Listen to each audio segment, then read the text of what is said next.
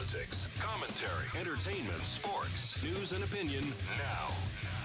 Here is Steve Malzberg. Obamacare, as much as anything else, explains why a presidency that began with such anticipation now comes to such a disappointing close. It began with a perfect AAA credit rating for the United States. It ends with a downgraded America. It all started off with stirring speeches, Greek columns, the thrill of something new. Now, all that's left is a presidency adrift, surviving on slogans that already seem tired, grasping at a moment that is already past, like a ship trying to sail on yesterday's wind. You know, just say you go back to 2012, folks, and you just wonder how on earth Barack Obama won again. Welcome to the Road to the White House, segment number 6 in our continuing series here, or should I say installment number 6. And that was Paul Ryan. Today we take a look at the possibility of his candidacy for the Republican presidential nomination. And joining us to do that is renowned political strategist and pollster John McLaughlin. Hello, John. Steve, great to be here with you. Always great to talk to you, my friend. All right, let me ask you about Mr. Ryan. First of all, do you think he's going to run? I don't know yet, but he's left the door open because, you know, back in May he met with some potential major donors in New York, and he just told them he's leaving the door open to it and he'd consider it. So it's a way to let them know it's a definite possibility. I mean, he certainly has the national recognition. He certainly has support within the Republican Party, and he certainly has there's definitely a path to the nomination for him if he wants to make that commitment, because he's one of the few that actually poll in double digits. We have a lot of candidates who are throwing their names out there that they might run, and he's right up there with Ron Paul, Jeb Bush, Mike Huckabee. He's in that double-digit club, so he's definitely could do it. And he's got favorables usually in the 60-70% range with Republicans nationally. And that is, by any measure, that's unusually good, correct? Yes. I mean, certainly he did well, even though everyone was hoping in the Republican Party that he would have been the vice president. He did well during the campaign. He certainly created a positive image with a positive message. And the thing that makes Paul unique is he could really occupy the pro-growth message that Republicans need to recapture enthusiasm, to recapture hope for not just for our party, but to create a majority coalition with younger voters and with independent voters. Because right now the economy is still flat as a pancake, and Paul Ryan is seen as the heir to the Jack Kemp message within the Republican Party, that pro-growth economic Republicans need a place where we have an optimistic message and not one of just doom and gloom or root canal Republicanism where all we're worried about is entitlement reform. And instead we're talking about pay raises for middle-class families, a way to get ahead for working-class families. Younger people, where he talked about in the presidential campaign, where you don't want to be living in your parents' basement. You want to have your own place. You want to have economic opportunity. You want to have hope. And he owns that message. Can that message, well, let me ask before we put up some of the impediments that he might face. One of them might be, you know, he was the VP candidate on a losing ticket against an Obama administration that really, you know, but like I said at the beginning here, in my view, should have lost because all the things that Ryan was saying was absolutely true then. It's going to be true in 2016, but you won't have the luxury of running against Obama again. You can't say Obama's coming back. Let's say it's Hillary, you know, then he's running against somebody, and I'm sure she'll separate herself. She already has said, look at my husband's economy, how he ran his economy. She'll be saying we're going to throw back to the success of the 90s. So it'll be, let me ask you, will it be harder on the economy to run against, whether it's Hillary or somebody else, and get the message out, as opposed to when he ran as a VP candidate in 2012, and it was against the failed policies of a guy who was going to get in the White House again and continue those failed policies? I think more of a challenge is he's perceived as a leader in the House, and he's better known than a lot of the House leadership,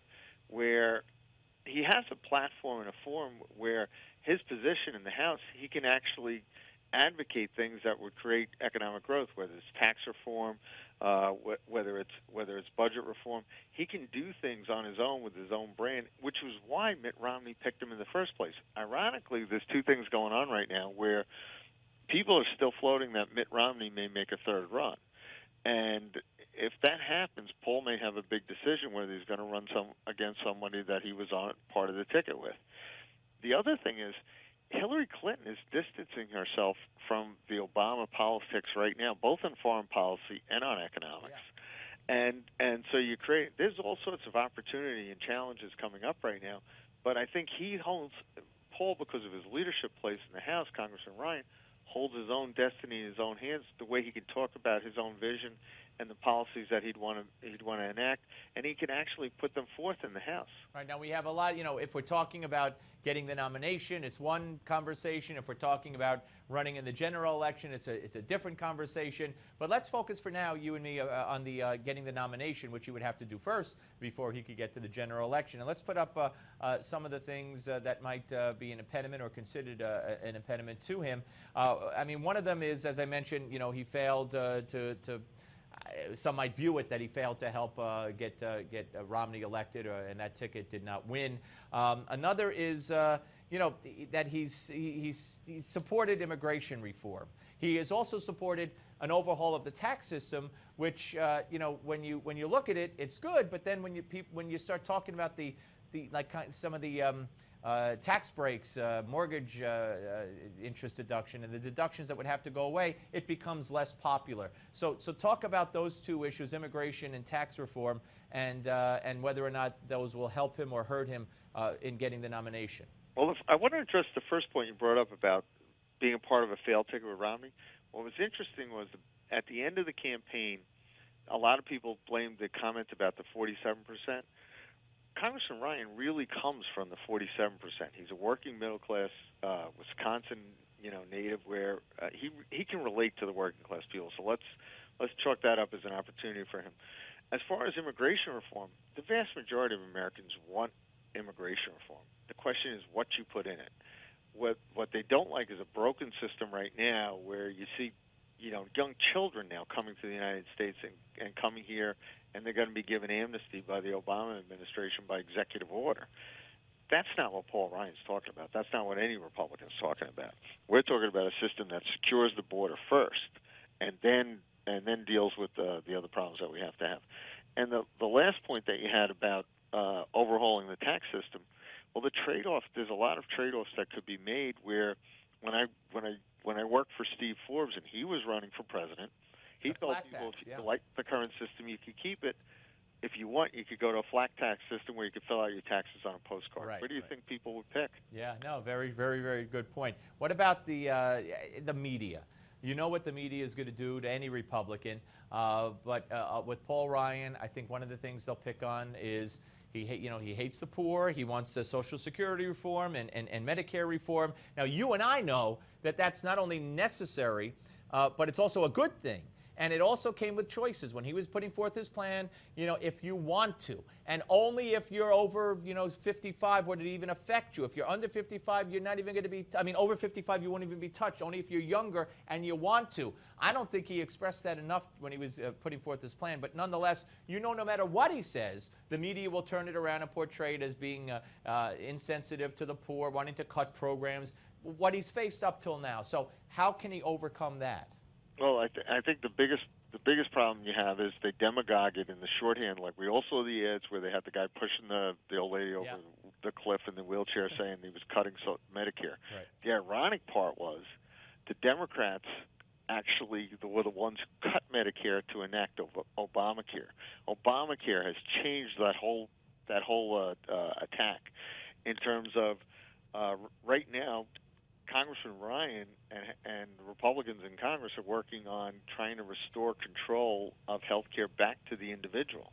And the same thing, and the same opportunity would exist with Social Security if you had control instead of the government, because we don't trust this government anymore. So he really has to reframe the debate, talk about giving people personal control over their own health care again, talk about giving people personal control over their retirement accounts. Because we don't trust the government. Because right now we're not we're not getting a return on our investment. No, The money's just going into the sinkhole. Absolutely. One more for you. We got about 30 seconds off topic a little bit. Do you think Romney will run again? It's been interesting, but it's been floating. I mean, he had his retreat out there, and it's been floating in the press in the past couple of weeks. He might. You never know. And would he have a good shot? So there was a poll that came out that he was leading in New Hampshire. So, interesting. I mean, we all remember 2007. It was supposed to be Hillary Clinton, Right. Rudy Giuliani. You never know. You never know. John, always great to talk to you. Thank you for participating, my friend. Thank you for the opportunity. My pleasure. John Great McLaughlin, ladies and gentlemen, political strategist and pollster. And tomorrow, another edition of The Road to the White House right here on the Steve Malzberg Show. Same time. Do not miss it. Coming up next, Gimme 5 on the Steve Malzberg Show.